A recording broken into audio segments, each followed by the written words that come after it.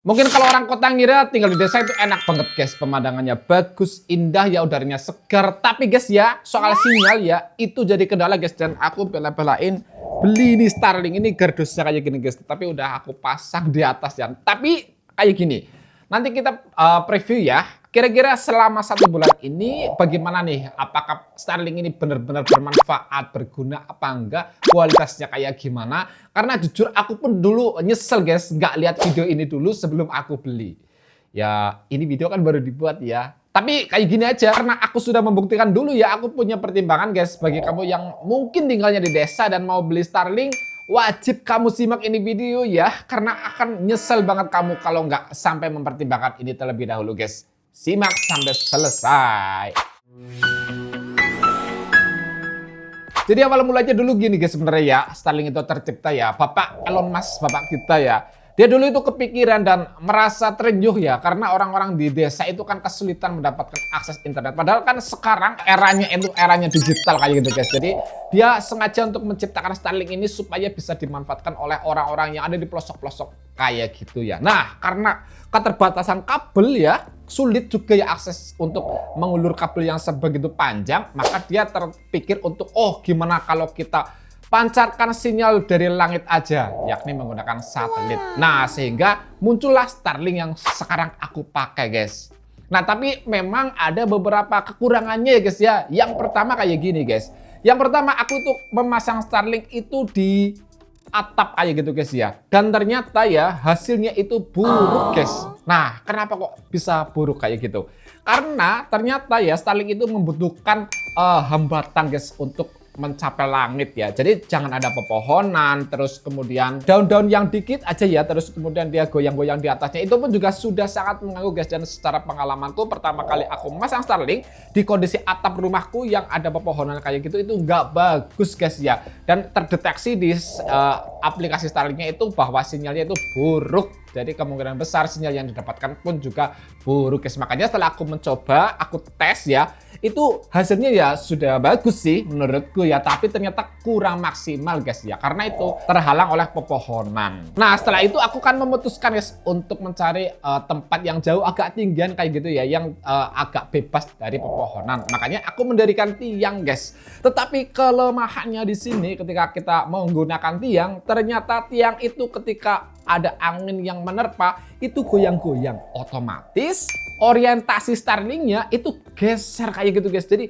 geser dan tentu aja berpengaruh terhadap kualitas sinyal yang dihasilkan. Nah, ini tentu jadi kendala ya guys. Makanya buat kamu nih ya, tempatnya itu pastikan bebas halangan. Kemudian yang kedua, kalaupun mau masang antena atau tiang kayak gitu ya, tiangnya itu dikaitkan sama tali kayak gitu guys, dikenceng supaya apa? Supaya kalau ada angin yang menerpa itu aman kayak gitu, nggak goyang-goyang. Orientasi yang ada di aplikasi Starlinknya itu nanti nggak muter-muter, akibatnya sangat-sangat merugikan, sinyalnya ngedrop. Nah, terus kemudian ya ada lagi nih masalah yang kedua, yakni ada beberapa jenis paketan ya di Starlink itu ya, di antaranya yang aku pakai hingga saat ini ya adalah Residential Lite. Nah, Residential Lite ini cukup menggoda guys, karena apa? Tarifnya yang sangat-sangat murah, yakni 479.000 per bulan, unlimited guys. Tetapi ada kekurangannya ya dibandingkan dengan paket Starlink kakaknya, yakni yang Residential doang. Nah, kekurangannya kayak gini, ketika di jam-jam sibuk ya, misalnya ketika jam 6 sore sampai malam itu kan jam sibuk guys, otomatis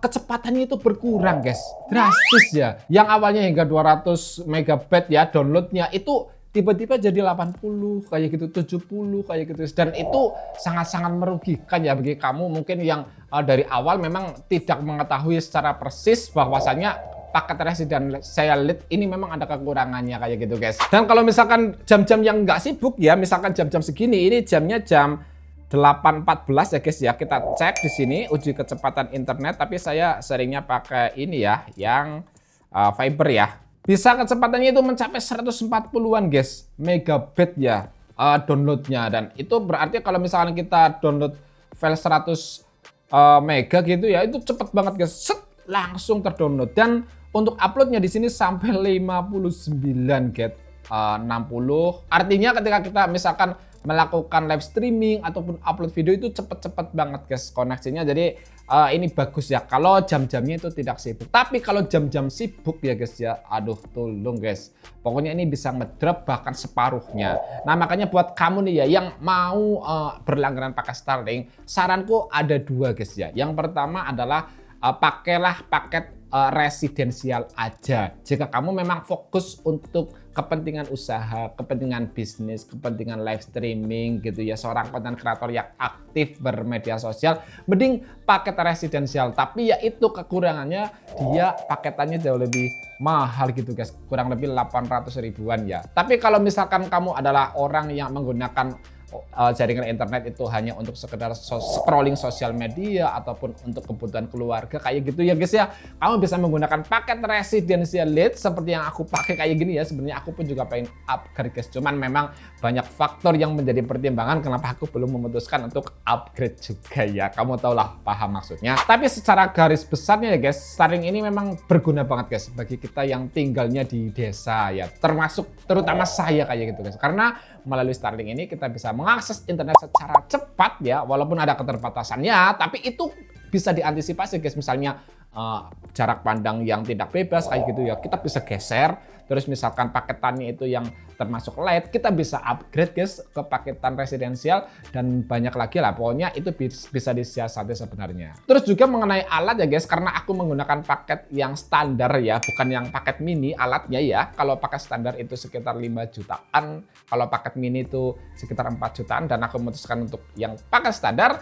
Tetapi pun juga ada kekurangannya guys dibandingkan dengan paket yang lainnya. Nah ini akan aku bahas di video berikutnya ya guys, karena sudah panjang takutnya kamu bosan. Nah makanya buat kamu yang mau menggunakan Starlink, kamu wajib simak ini video dulu untuk mempertimbangkan apakah sinyal itu bisa maksimal di tempat kamu atau tidak. Kira-kira budgetmu itu sesuai apa enggak ya, itu juga harus jadi pertimbangan.